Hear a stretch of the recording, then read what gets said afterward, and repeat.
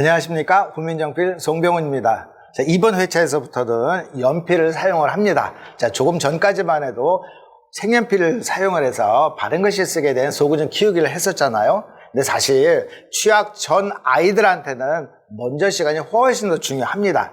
연필을 어떻게 하면 바로 잡는 것인지, 그리고 여러 가지 놀이 학습을 통해서 소근육을 발달시키는 그런 정도가 중요합니다. 그리고 한글을 모른다라고 하는 학생들이 있으면 그런 아이들은 지금 이 시간에 한글은 이러이러한, 즉 자음과 모음이 어떤 것들이 있는데 어떻게 모여서 한 글자를 이루는가 라는 그런 식으로 공부가 되어지면 좋을 것 같습니다. 자, 이번에는 모음합니다. 자, 모음은 먼저 기본형을 알려드리면 이, 아야, 어여. 제가 이걸로 세로 모음이라 했습니다. 그리고 오요, 우유 5개가 있죠.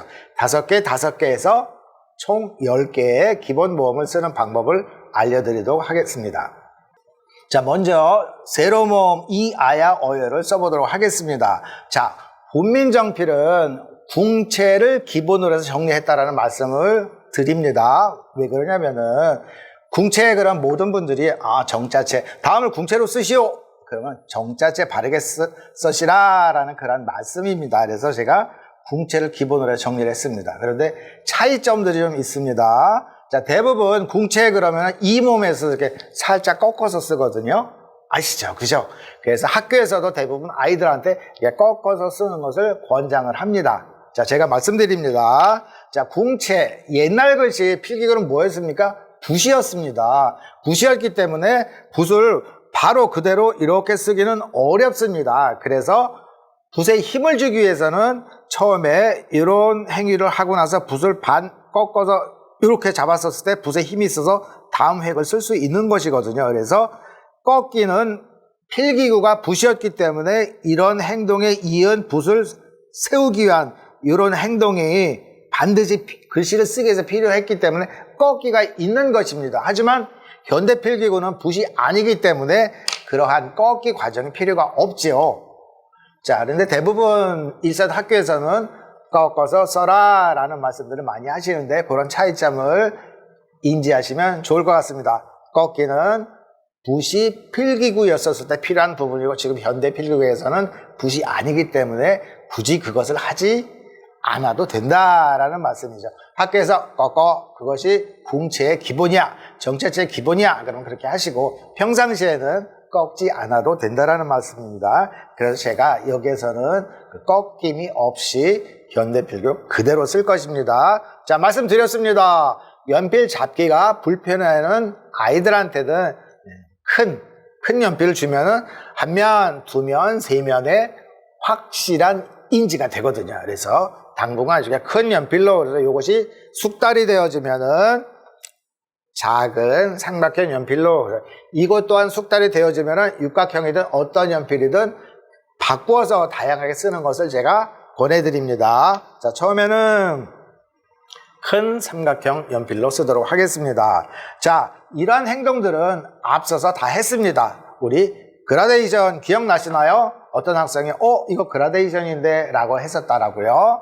자, 이렇게 하는 것보다 틀리는 건 아닙니다. 하지만 이렇게 한 선에서 힘의 광과 힘의 약이 있었을 때 그 선이, 그렇게 쓴 글씨가 훨씬 생동감이 있어 보이기 때문입니다. 그래서 저는 이렇게 빼서 쓰는 것을 권해드립니다. 자, 자, 여기서 세로선이 아니죠. 이자라는 모음의 글자를 쓰는 것입니다.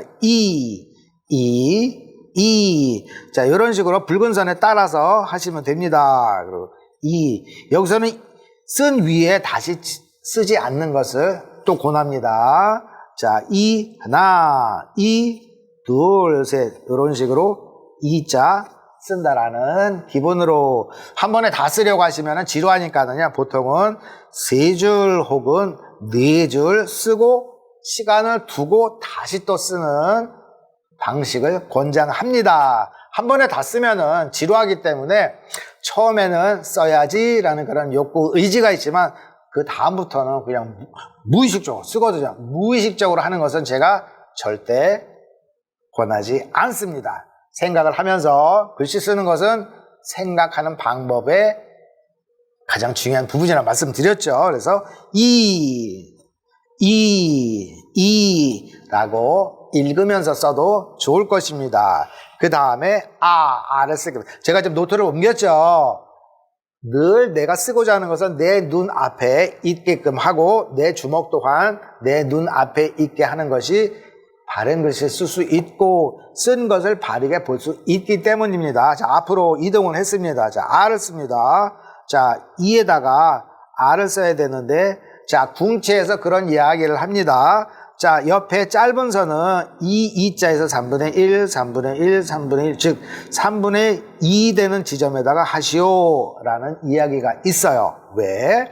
자, 가운데 쓰면은 변화가 없어요. 가운데서 살짝 아래로 둠으로 해서 무게 이동이 아래로 이동을 하는 것이죠.